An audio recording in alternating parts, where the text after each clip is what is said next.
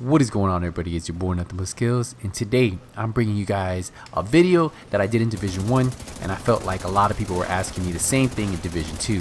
It's how do you improve your aim in the Division 2, and what settings am I using for PvP and PvE. So I use the same settings for PvP and PvE. As you guys are seeing some clips right here from PvP, I'm dominating. I dominate in PvP, and most PvP games that I play, I do really well in. I'm not going to say I'm the best at every game I play, but I play competitively and I play at a top notch, right? So I can compete with the best of the best. Now, will I always be the best? No. Will I be up there playing against the best? Yes, because that's just my competitive nature, and I'm usually good at most games that I play. So what we're going to do in this video is we're going to get into my settings and the settings that I found work really good with the Division 2. So let's get into those right now. So if we go into the options menu and you go down to settings, these settings are for console. So this is going to work great for Xbox and PlayStation 4. And if you guys play with controller on PC, well, these are going to work for you. Now, if you guys are looking for more settings for mouse and keyboard, what I'm going to do is I'm going to get with one of my content creators and we're going to put that on my second channel. So we'll put the settings that he uses, and he's really good at PvP on PC. So I'll get with him, we'll work on that, and that'll be on my second channel. Head over to Nothing But Skills Gameplay and we'll get into all that. So the first thing you guys want to do is you guys want to go down to controls, right? And the first setting right here is while sprinting during gameplay, you will automatically vault, climb over objects in front of you, and continue sprinting forward. Now this is great. You guys want to switch this from no to yes, because when you're in the dark zone, when you're playing any kind of PvP, or you're trying to run away for those NPCs that are shooting at you, this is gonna help you guys out a lot. Like, you automatically, if you're sprinting, you would jump over the object. So like, say if there's an object in front of you, if you had it the other way, you would have to hit X to jump over it. This way it would automatically throw you to the other side, and then you could get into cover. So I think this right here is a great setting for you guys to turn yes. This is something right here that I really recommend you guys turning on. Now the next one is the camera sensitivity. I did jump it up just a little bit. The one thing that I've noticed from Division 1 to Division 2, especially in settings, is you don't have to have as fast settings that you did in Division 1 because people don't move as fast. The movement isn't as fast as it was in Division 1. Like, people aren't strafing. Even when they're strafing, it looks like it's slow motion. The PvP in Division 2 is a lot slower than the PvP in Division 1, and that has to do with all of the movement. Now the time to kill is faster, so that also has to deal with, you don't really have to have that super fast camera sensitivity on a controller because people aren't moving super fast. So that's why I think 10 is right in the middle, and it's a perfect. Now you can go all the way up to 20, but I feel like the perfect camera sensitivity is around 10, and that's what I like. Now if you guys want to bump it up a little bit, test that out yourself.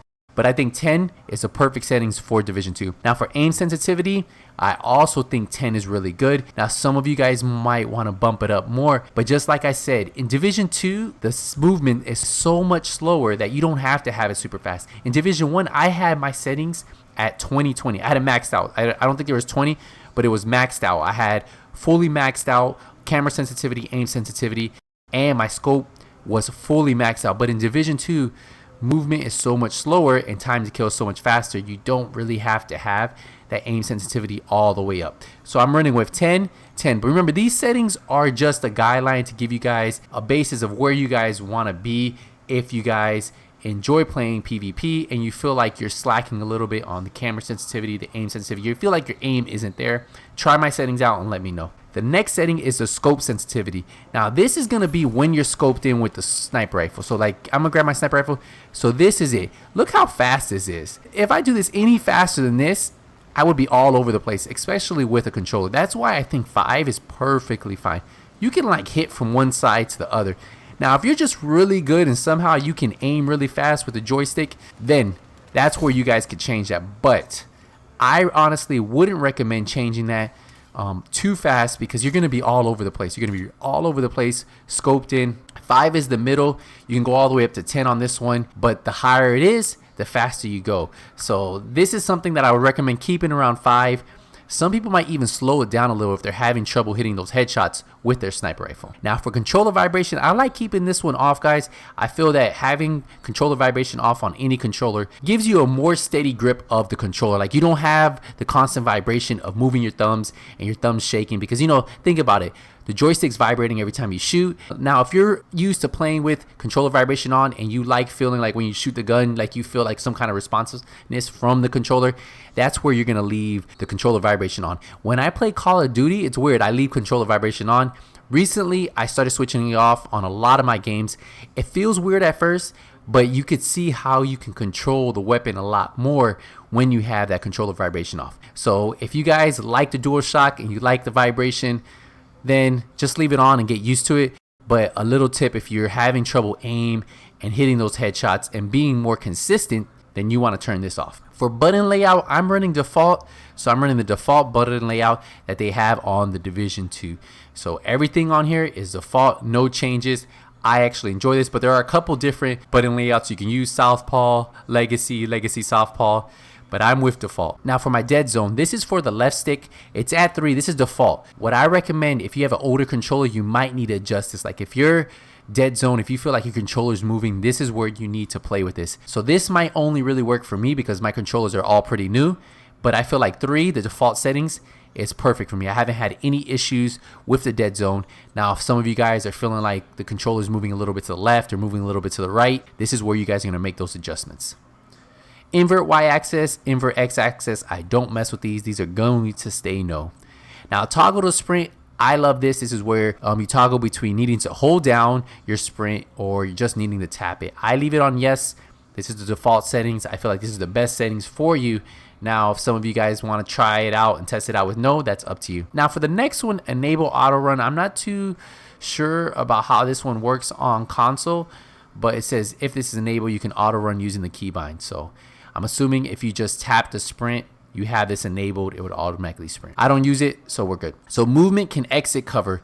This should be on for everybody. When turned on, movement controls work to exit cover. So like if you're in cover, if I tap my joystick, I will get out of cover. So let's take a look at this. So I like this a lot. So like if you're in cover, you don't have to tap anything to get out, you just pull back. Now if you had that on, look at this. It just seems kind of clunky. So I definitely would leave it the way I have it. So if you have this off, check this out. Like I'm moving, I can't get out of cover. I have to hit X to get out. So this way, you have to hit X to get into cover and X to get out of cover. So something I definitely wouldn't recommend you guys doing. So you guys want to take that setting, just go down to controls and make sure you have that turned on. And then cover movement around covers with press the button. You want to turn this no, because this really sucks. Like if I'm in cover and I want to get around cover, I can just move my joystick, right, to get around cover. But if you don't have this on, you have to hit X to move around cover. You don't want to have to hit a button to get around cover, especially if you're getting shot. You just want to be able to move. You want to just keep moving. You want to keep moving, and that's exactly what you want. You want to be able to just keep moving around this cover, especially if you're getting hit. People are shooting you from distance. This is great for PvE and PvP. So if we get back to the settings and we go down, we're almost done. We're almost done with this. I think we only have a couple more. Move around corner. I actually turned this up from slow to fast. Now you barely can tell the difference between the two. It's like a millisecond, I want to say, but the faster I can move around cover, the better it is for me, right? Aim assist, turn aim assist on or off. Aim assist should always be on console. Now you could try to turn this off, but I'm gonna tell you, you guys are gonna get beamed by people who are using aim assist. So aim assist always leave on. Don't feel bad. It's part of the game and it's how it works. Hold to aim. You want this on so when you're holding the trigger, you're aiming. When you let go of the trigger, it goes away, because that's amazing. Like you zoom in, you're aiming, right? So let's get the P90. You zoom in, you hold it, I let go.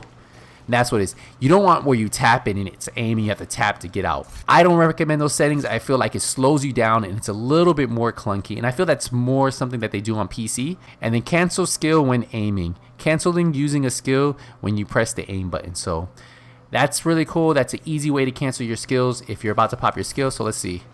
Let me show you an example. So I'm about to throw my skill, I aim and it cancels it.